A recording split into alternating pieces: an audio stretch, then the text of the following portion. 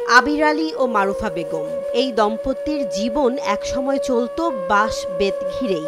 তাদের হাতের ছোঁয়ায় তৈরি হতো কুলা, ডালা, চালুন কিংবা শিশুদের খেলনা। হাটবাজারে ছিল এসবের গমে চাহিদা। এই কর্ম অনেক কারিগর আর করতে পারতেছে না, এই আর চলে না এই ব্যবসা। কিন্তু সময় বদলেছে। এক সময়ের ব্যস্ত হাত এখন নিঃসঙ্গ। আধুনিকতার ছোঁয়া আর প্লাস্টিকের দাপটে হারিয়ে যাচ্ছে গ্রাম বাংলার ঐতিহ্য বাঁশ বেত শিল্প। এই কাজগুলো বর্তমানে যে জিনিসপত্রগুলো মানুষের বেড়াইছে, এই জন্য আমার কাজগুলো অকেজ হয়ে গেছে। আবির আলী বললেন, আগে এই পেশায় থেকেই পরিবার চালাতাম, আর এখন দুমুঠো ভাত জোগানোই দায় হয়ে গেছে। এখন এইভাবে কষ্টে বসে জীবন চলাছি। এখন মনে করো যে দুনিয়ার মানুষের কম বেশি পাইছে, আমরা এই যাবতে কোনো অনুদান একটা কোনো পাই না। এই সরকার যদি একটু সহযোগিতা করিলে আমার হাতে গরিব মানুষের ব্যাপার আমরা লাভবান হইতাম। মারুফা বেগমের কণ্ঠে শোনা গেল হতাশার সুর। বললেন, লোকজন আর তাদের জিনিস নেয় না, কষ্ট করে বানালেও বিক্রি হয় না।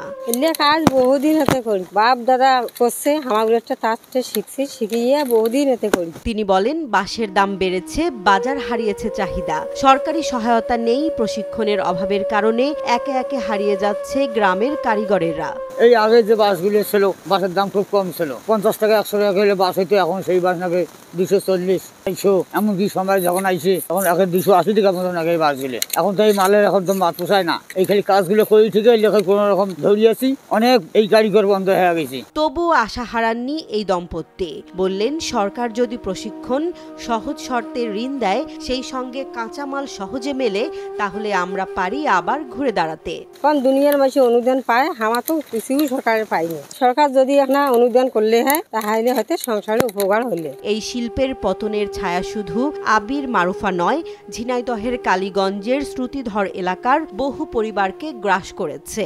আমাদের বানিয়ে নেওয়ার আগে আমাদের দাম একটু অনেক বেশি, আর এখন তো আমাদের পুঁজি কম হয়ে গেছে। এদিকে উপজেলা সমাজসেবা কর্মকর্তা সুকান্ত সরকার বলেন, প্রশিক্ষণ ও সহায়তা দেয়া হচ্ছে, যারা এখনো পাননি তাদেরও দেয়া হবে। গ্রামের মানুষ চায় সদিচ্ছা ও বাস্তবায়ন, তাহলেই বাঁশ বেত শিল্প আবারও ফিরে পেতে পারে তার হারানো গৌরব আর ঐতিহ্য।